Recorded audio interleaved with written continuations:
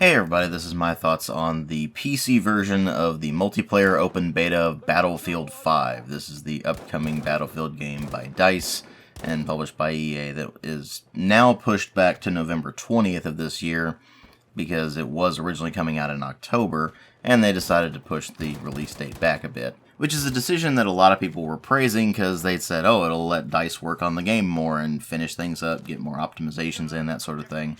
But let's be real here. They only really pushed it back because it was a really bad release window. It was releasing right around the time of two of the biggest releases of the year, which are Red Dead Redemption 2 and Call of Duty Black Ops 4. And according to industry analysts, pre-orders were apparently quite weak for the game and being roughly 85% behind pre-orders for Black Ops 4, which you can't help but wonder if EA brought upon themselves because they've basically been treating their community like crap with this particular game. They've basically said that if you don't like what they're doing with it, then just don't buy the game, and it seems like the community really took that to heart and haven't been pre-ordering it, and may not even end up buying the game at all. Of course, we'll see how things go later on down the line, and I'm not really going to talk too much about the whole SJW controversy with the open beta, because there's not really much to talk about in the case of the open beta, since there's not going to be character customization until the full release, so I'll talk about that more when the full game's out and I actually get a chance to review the full game. But even in the case of the open beta, I'd say this is actually the most polarizing game in the series to date, not simply because of the SJW controversy, but because of what they actually did to the game. So with that in mind, I'm going to go ahead and start talking about my experiences with the open beta, and of course talk about what's on display here, and hopefully you'll get an idea of why this thing is so polarizing, and why I regret my decision to even bother installing the open beta in the first place. So the issue started before I even got into the game proper, with the menu system, which is needlessly compartmentalized and looks like the kind of thing you would see on a mobile game. It wastes a lot of space for what they think is aesthetically pleasing, only it's not. It's more headache-inducing than anything else, because if you look at the text, it's actually quite hard to read in places, because it's white text on a bright background, because the background has a lot of bloom lighting in it for some utterly baffling reason that I will never comprehend. Of course, they could fix that any number of ways. The first would be simply to remove all the bloom lighting. That would certainly help, but it wouldn't necessarily completely fix the issue. You could also put a darker outline around the text to make it easier to read, or you could just make the backgrounds a lot darker to make the text stand out a lot easier. But while that would certainly help readability, it wouldn't do anything to fix the unintuitive interface with a lot of buttons in odd places, and particularly when you're on the main menu, you'll notice there's no way to quit the game that's obvious. There are 3 dashes up towards the Battlefield 5 logo that you have to click on to bring up an additional sidebar menu, and that's where they've put the quit game option. It's baffling. To make matters worse, when you go into the Your Company area to mess with your loadouts for your various classes, and of course do the character customization, which is not in the beta, so I'm not going to talk about that, the squad loadouts actually don't save from the main menu to the game itself. I imagine this is a bug that they'll probably fix by the time the game comes out, but it is still really annoying. And to make matters even more annoying, when you're in-game and you edit all of your loadout and it actually does save all of that information, when you go into another server, for example, and it puts you on the opposite team, you'll find out that your loadouts don't carry over. It actually has different loadout settings for allies and Axis, which makes absolutely no sense given that there's no difference between the two sides other than simply the cosmetics. So if you're on the Axis side, you might have a Panzer IV instead of if you're on the Allied side and you have a Churchill tank. It's really the only major difference you'll see, and even then, those differences are only cosmetic. Functionally, the tanks are all the same. And of course, they don't separate the infantry loadouts either, so instead of it making sense, and let's say if you're going Americans versus Germans, Americans running around with M1 Garens and Thompson submachine guns and such like that, and the Germans running around with MP40 submachine guns and Kar 98 rifles. Instead of that, everyone would be running around with, say, a Gewehr 43, or a Turner SMLE, or just a Lee Enfield rifle in general, or a Sten gun, or whatever the case may be. And while that makes no sense from a historical accuracy standpoint, it does at least make sense from a game balancing standpoint. Plus, given that we had to deal with that crap in Battlefield 1, I can't really say I'm surprised it made it into Battlefield 5. But regardless, the loadout system ends up being a mess both from the main menu and when you're actually in-game, which actually leads me into what you're going to experience in-game. So in terms of what's on display in the open beta, they gave access to 2 maps, which are Narvik and Rotterdam, and they gave access to 2 modes, Conquest and Grand Operations, as well as access to roughly 3 or 4 weapons per class, as well as 2 secondary weapons available to everybody, and a small selection of the available gear for every single class, and of course a couple of vehicles for each side. They also gave us a taste of the Tides of War mechanic, which is basically a series of challenges that will ultimately get you cosmetic rewards. Now before I start talking about those, I do want to mention 2 things about the presentation that really put me off going into this thing as well, and those are specific visual effects, because this game has some really nice special effects, but a lot of times that gets in the way of you being able to see what you're doing. So for example, on the Narvik map, it will eventually start snowing very heavily, and that pretty dramatically obscures your vision,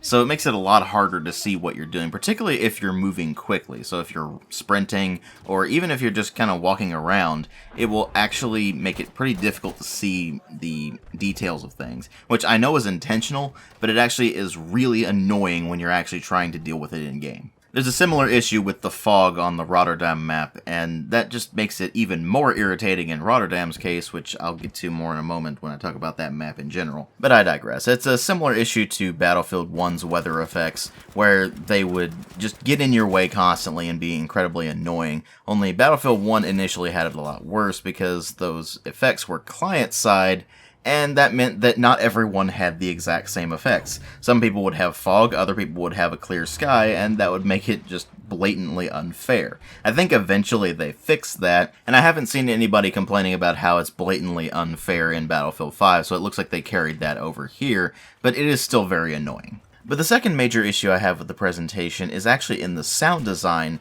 which is actually kind of baffling because I didn't expect it to happen in this game. A lot of the weapons just sound weak. They don't have that really nice punch that you really expect from a Battlefield game these days, and it's just confusing. I'm not sure if they just changed the sound mixing in general, or if it's the specific sound effects they used, but regardless, it just makes a lot of the weapons sound a lot less satisfying. But those 2 issues are simply annoying, they're not deal-breaking, so let's actually start examining the gameplay and see what exactly we're dealing with here. And I'll go ahead and start where I started, which was going into the server browser, which this game actually does surprisingly have one, and finding the only server I could join at the time because it was pretty early on in the beta and all of the servers were full, except for one, which was Conquest on the Rotterdam map. So I went into that and I started messing around with the game and finding out what I could find out. And 2 things struck me immediately. First, the layout of the map was a bit odd. It had all of the main points being in a sort of arch shape around the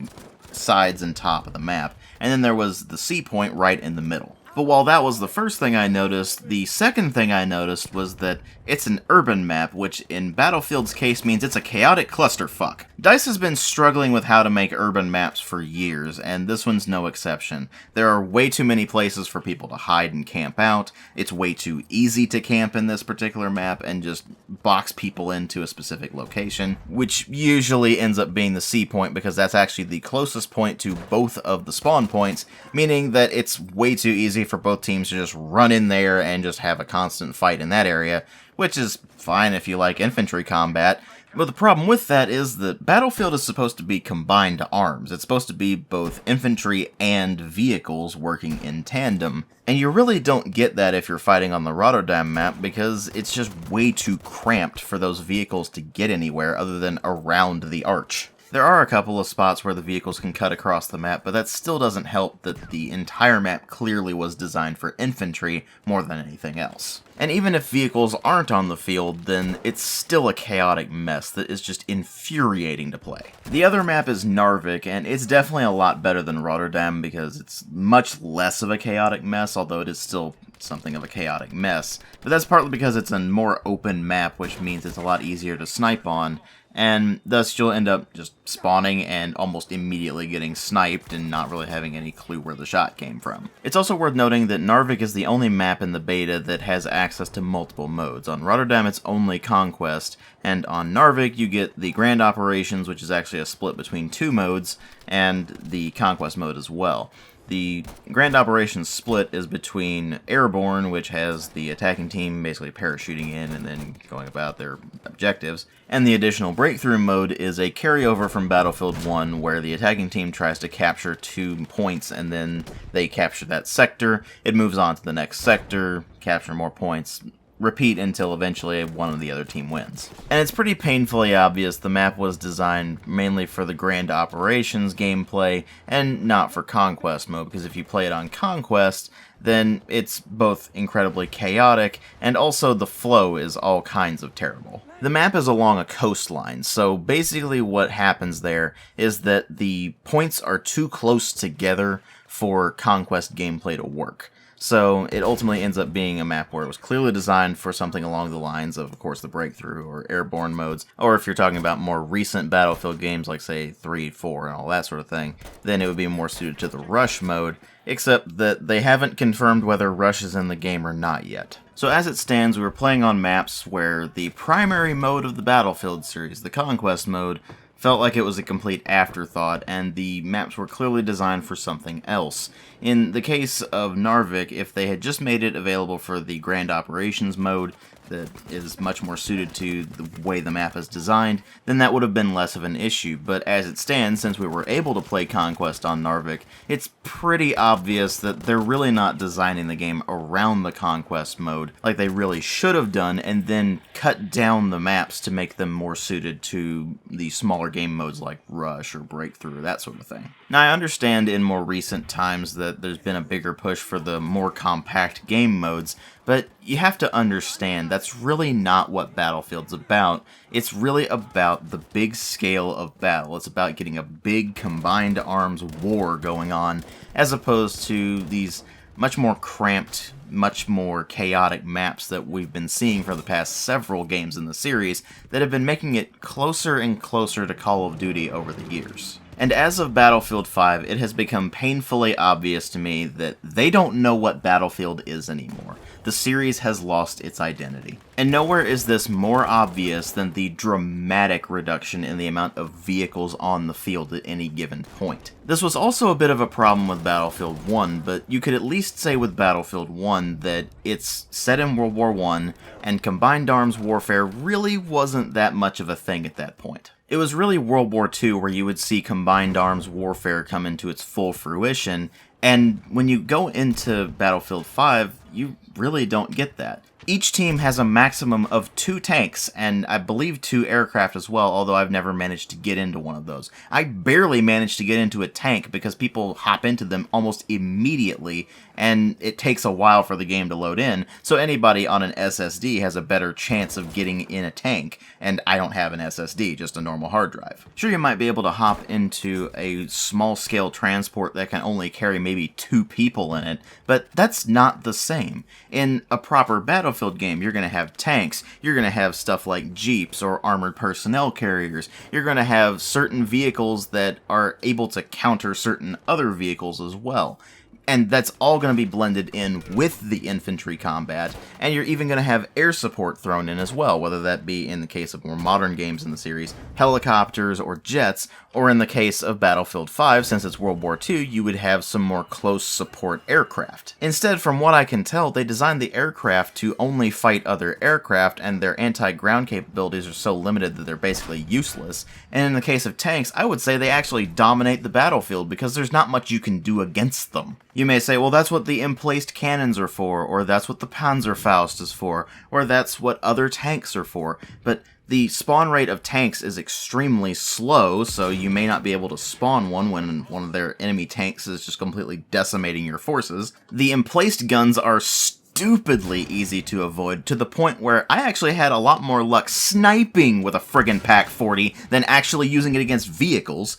And perhaps the worst out of all of them is the Panzerfaust option, because you don't unlock that until rank 4 of the Assault class, which took me about 3 hours because I was playing a Battlefield game like, oh, I don't know, you're supposed to play a Battlefield game, which meant I looked at my squad composition and I'm like, okay, what are they playing and what's not currently in my squad so I can hop into that role and actually benefit my squad. Only, it's pretty stupid to do that in this particular game, because basically nobody plays as a squad anymore, and nobody nobody gives a single solitary shit what your squad composition is. But even when I did unlock the Panzerfaust, I found out that it's actually pretty much useless because you only get 2 of them on your loadout, with the option of getting a 3rd one eventually if you manage to find a supply station. And it takes a minimum of 5 of them to take down a single tank. So either you launch all of your Panzerfausts at it, you run over to a supply station, you get more of them, you run back over, and you try to keep taking it out, or you get multiple people on your team to get the assault class and hope that they've got the Panzerfaust unlocked, and have them all launching Panzerfausts at it all at once. So those really aren't all that effective either, and that leaves the only other anti-tank weapons being just bundles of TNT and, of course, anti-tank mines, which the mines are useful in fairly large numbers, and the TNT's only useful if you get close enough to the tank, which is a terrible idea because you're just going to get annihilated before you even get anywhere near close enough to do that, unless you somehow manage to sneak up on it anyway. So there's really no effective counters for the tanks. Either they need to reduce the amount of health the tanks have, or increase the amount of damage the Panzerfausts do. Or if you don't want to increase the overall damage or decrease the overall health, maybe make it so that if something hits the tank from behind or from the sides, it does more damage than if it hits it from the front. Or here's just a completely crazy idea. Why don't you increase the amount of vehicle options to include things like tank destroyers, or just self-propelled cannons, or even just increase the number of vehicles on every team, thereby facilitating proper combined arms warfare, aka the thing the series is known for to begin with, and making the vehicles feel less like power-ups. But even if they do manage to focus on the combined arms gameplay and dramatically improve it between now and launch, which is extremely unlikely at this point, there's still a lot of problems with the way the infantry combat is set up. Certain weapons are just blatantly overpowered at this point. A lot of people have been complaining about the STG-44, but for my money, the Sten is actually the most overpowered weapon in the game, because it has effectively no recoil. And because so many of your combat engagements are going to be in relatively close quarters, it pretty much dominates. Meanwhile, the STG-44 is pretty much dominant in mid-range, and at long range, of course, sniper rifles are king, but that's to be expected. The only problem being that they seem to have reduced the amount of bullet drop in the game, so the sniper rifles are much easier to use this time around,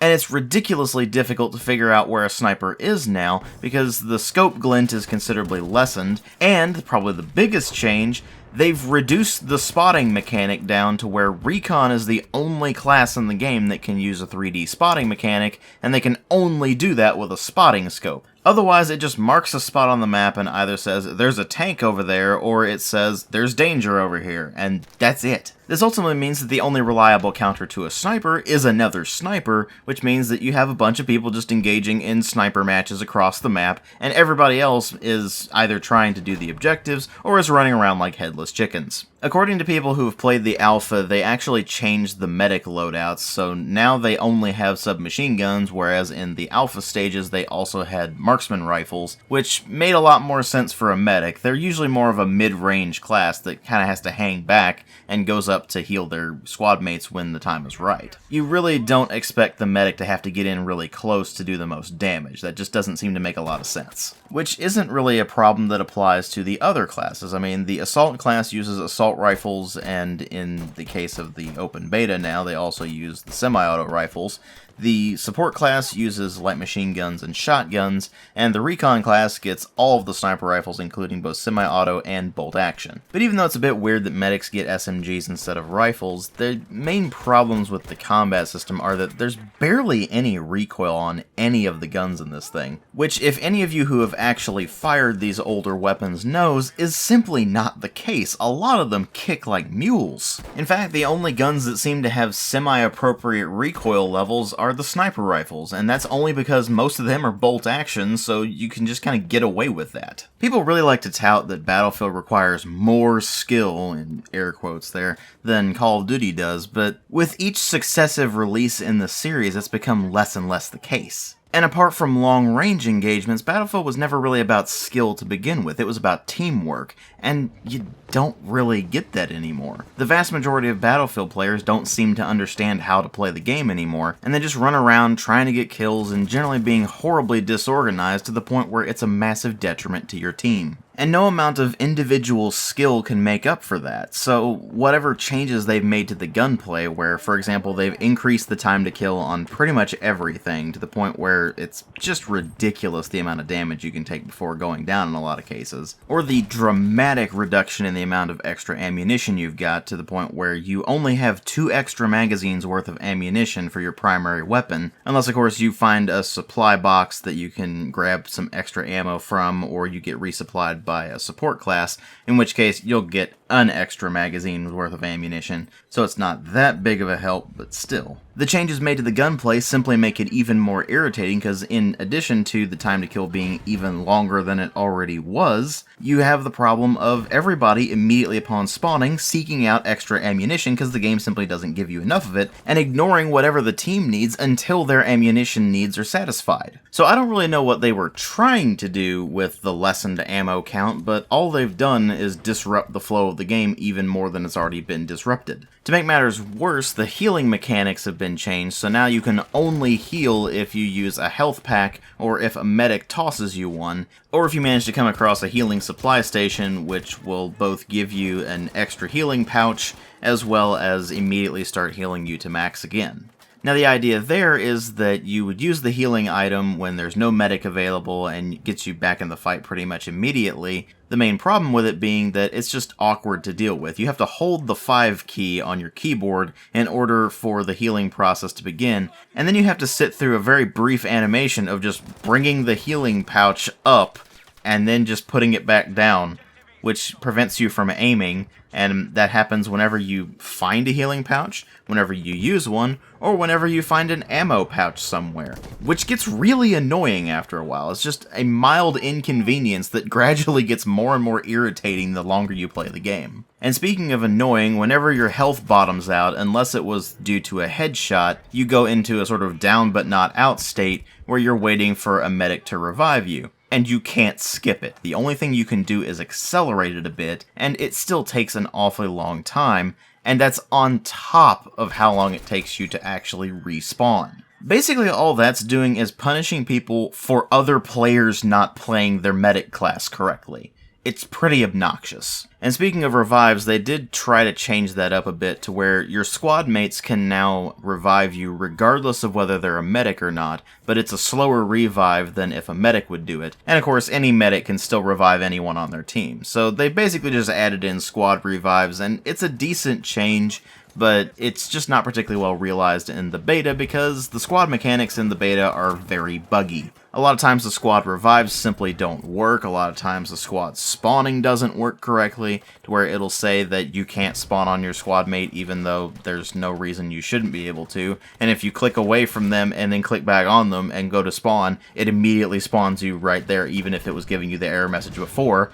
So it's just a mess, and they definitely need to iron out some of those glitches there. And speaking of glitches, there are simply way too many to list in this thing, and it's pretty painfully obvious the game is nowhere near ready for release. It may not be Battlefield 4 levels of so buggy it's basically unplayable, but it's still a very buggy game, and they need to iron out a lot of problems by the time the game launches, and I honestly don't think they have enough time to do it. And even if they do manage to iron out the bugs, and even if they do manage to tweak some of the settings to make the gameplay a bit smoother, it doesn't change the fact that it all feels like a gimmicky reskin of Battlefield 1. One of the mechanics they were really proud of was the fortification mechanic, which is basically just building a bunch of structures at certain points. You can only build specific types of structures at specific locations, and they're all really easy to destroy, so they're kind of pointless.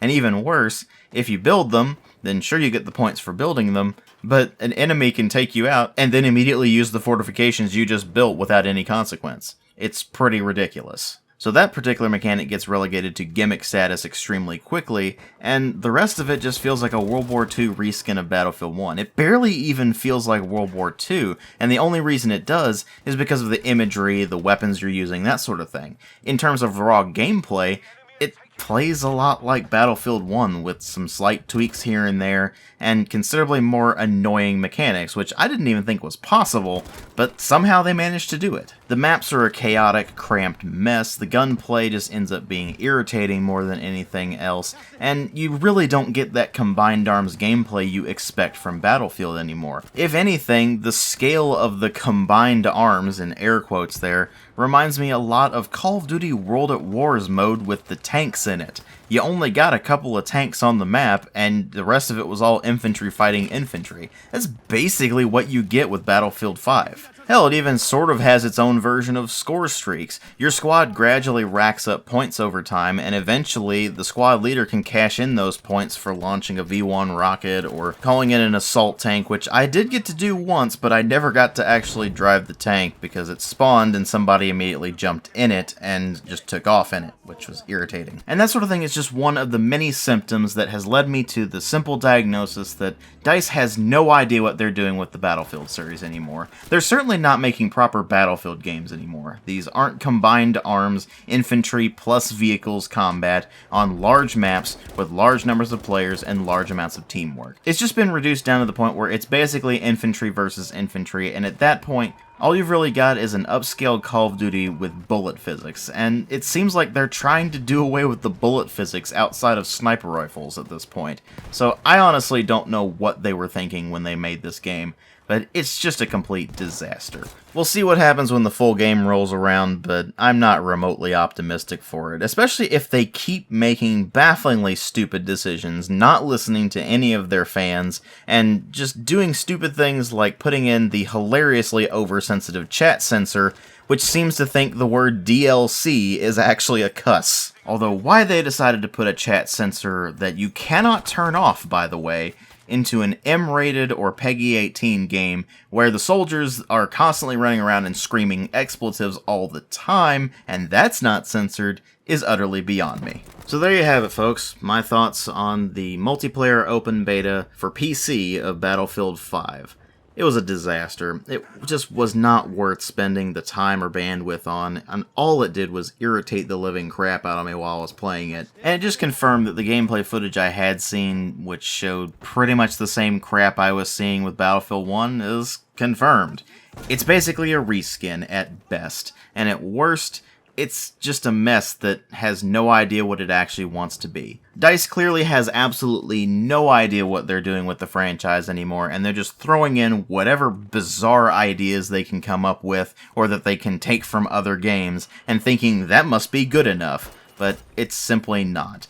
And their completely flippant attitude toward the fan base certainly isn't helping matters. A lot of the fans have very valid criticisms of the way the game is portraying things and the way the gameplay mechanics actually are, and DICE seems to just not really care. So I'm honestly not sure what they're going to do after this open beta. Maybe they'll fix a bunch of the bugs and glitches, maybe they'll make some tweaks to the time to kill and the amount of ammo that you carry and that sort of thing, but they're not going to make any major changes between now and when the game releases. And I'm not even sure how much they can actually fix up between now and when the game comes out anyway, so again, I'm just not remotely optimistic for it. I fully expect Battlefield 5 to be an absolute disaster when it launches, but frankly, I can't bring myself to care all that much. There'll be so many other games that will be occupying my time at that point that I'll probably have a lot more fun with. So frankly, why should I bother with Battlefield 5 when it's clear the developers don't even give a shit anymore?